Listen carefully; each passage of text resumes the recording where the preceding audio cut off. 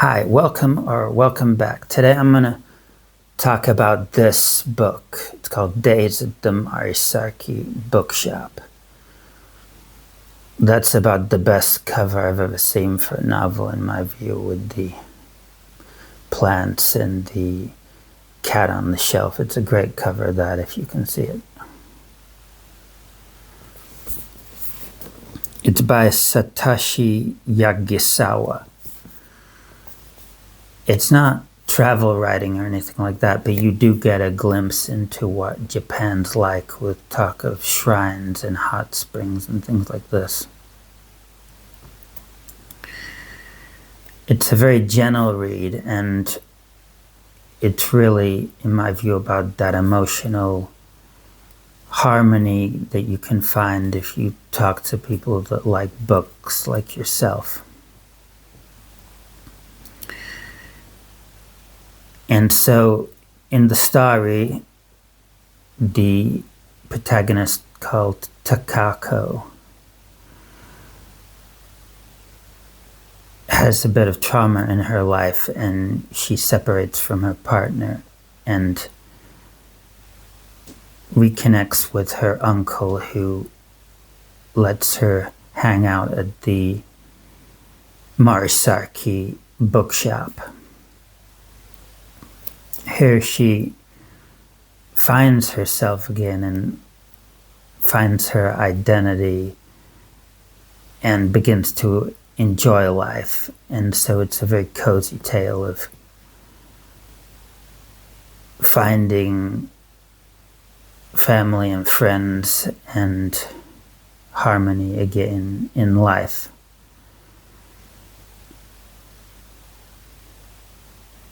The Japanese have this serenity about them often,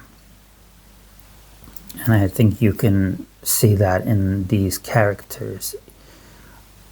They try to resolve conflicts beautifully, and you see that much of the time in this book.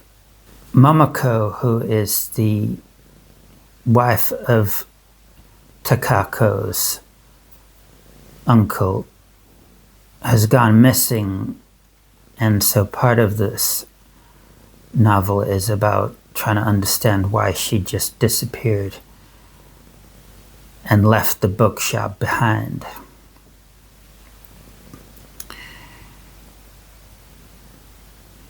Takako's partner contacts her out of the blue, and this leads to her uncle going around to her ex-partner's place to extract an apology for the way Momoko was treated.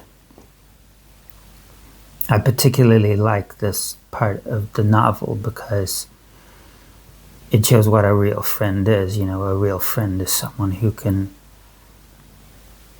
join forces with you and go and ask for an apology from someone.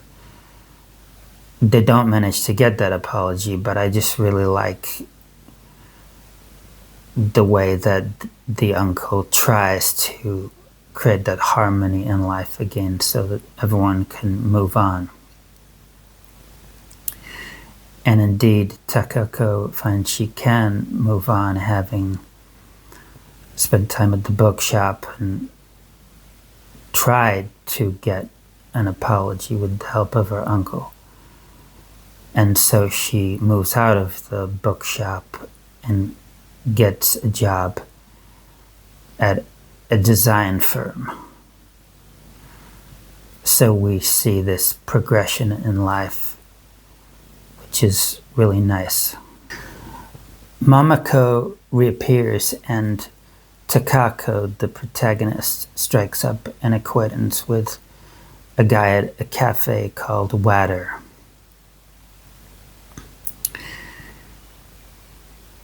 Eventually, Momoko and Takako go off together to spend time at a mountain retreat to become better friends. Here, Takako finds out why she left her uncle. It was because her baby died inside her and she just didn't feel right staying with her husband. It seems a bit sketchy and a bit of a vague reason and somehow not enough in my view, but I imagine this can happen. And so the mystery of why she left is revealed.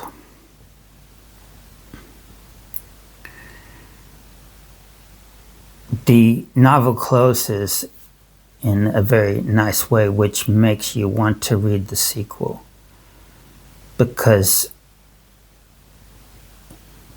Momoko and her husband are getting closer again, and Takako and Water are also getting closer.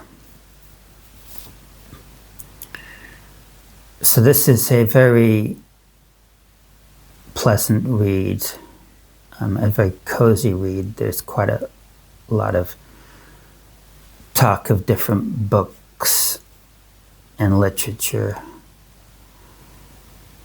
It gives you a nice insight into the polite society of Japan. I'd give it 3.5 stars out of 5,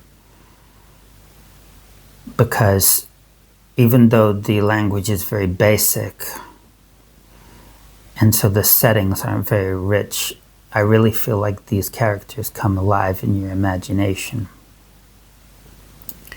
They're uncontainable, and I'm drawn to read the next novel in a big way. So I'd even perhaps give it 4 stars. It's a really great book to read if you're interested in Japan. I've been to Japan, but this really gives you insight into the culture, and in my view, it's almost like spending 2 months in Japan reading this book. You know, you hear about lots of food as well and other details. So I really recommend this book, and I'll definitely be reading the sequel. Thanks for watching. I'll see you next time.